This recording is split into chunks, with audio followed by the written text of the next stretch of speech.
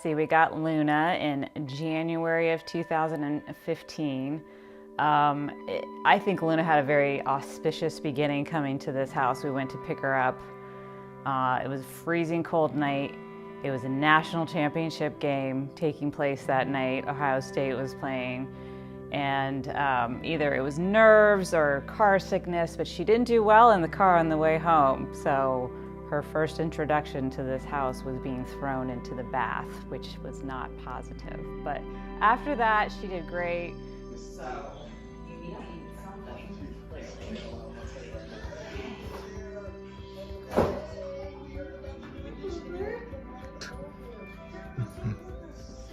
He's recording you. Hello. Alright, I'll let you go. Hi, sweetie. Amy treated Loki like a baby. This was before kids, and she loved that dog like a child until the actual children came along, and then Loki had to realize that he was number 4 in the order. But then when it came to Luna, got Luna when the kids were a bit older, so she she had time to, I guess, it wasn't another child, fortunately, but having a puppy was like a little bit like a new baby. And she was very motherly to Luna. Luna's personality, it's just like she's like a human. It just depends on what's going on. She can be very demanding when she wants something, very loving, stubborn. So when we go for walks, she decides where we're gonna go and how long we're gonna be, unless I really have to be forceful, but usually I just let her do what she wants. My relationship with her is I'm her caregiver, but she also gives me love and companionship, so it's a mutual loving relationship. I mean, she probably has me wrapped around her tail, if that's a thing.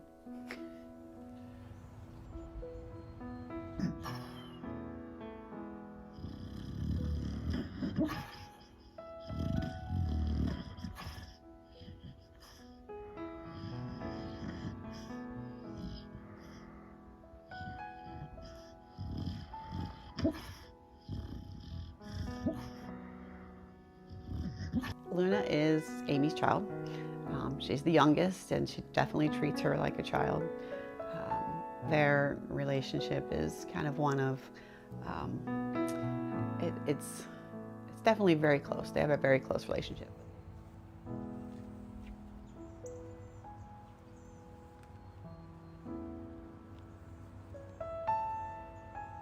More so when I'd come over, she'd come over. I think she was excited to see me. Still had that young dog energy. She liked to go sniff around everything. So at first, I think she handled it pretty well.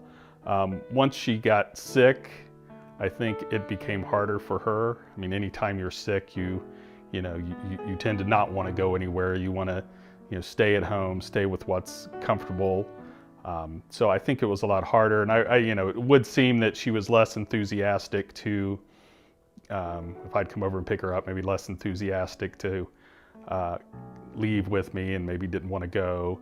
And she always seemed very excited to come back to Amy's house. So I know it was a struggle for her, but when you're sick, you want to be at your home. Oh, I thought you were coming to join me. Okay.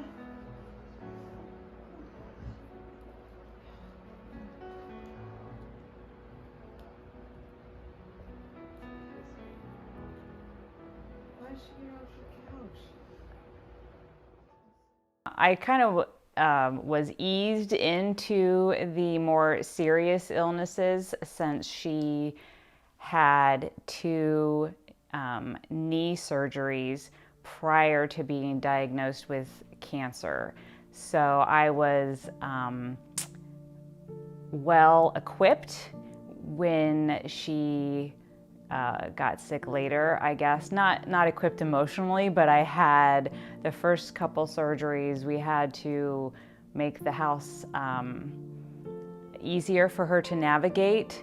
So I have copious amounts of baby gates that I've had to put up around my house, so she is limited to where she can go. And then she had a lot of physical therapy after her knee surgeries. So just that process, taking her to and from Ohio State several times a month, I got to know people down there. So when she got cancer, which was, honestly, it was overnight. Like one night she was fine, and the next night she was really, really sick, and I was just stunned and devastated.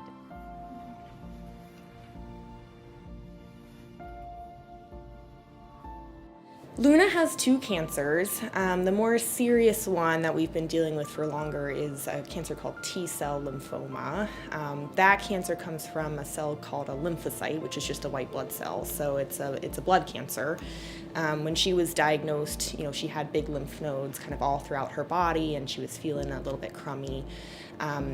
That cancer is treated with chemotherapy. The second cancer that Luna has is a skin cancer called a soft tissue sarcoma, and it came from kind of underneath her skin.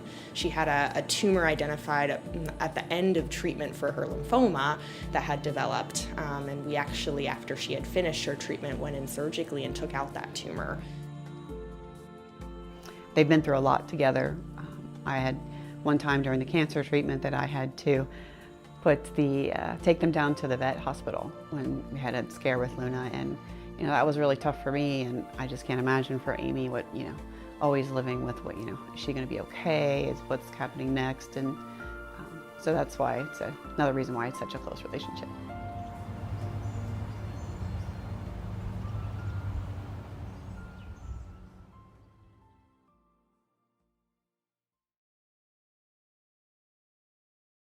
We continue to see progress with Luna's cancer. She finished chemo almost a year ago, which is pretty remarkable for the type of lymphoma that she had. She continues to be in remission. I measure her lymph nodes every single month, and they're still small and pretty much undetectable, and that's where the lymphoma mainly was. So she continues to do extremely well.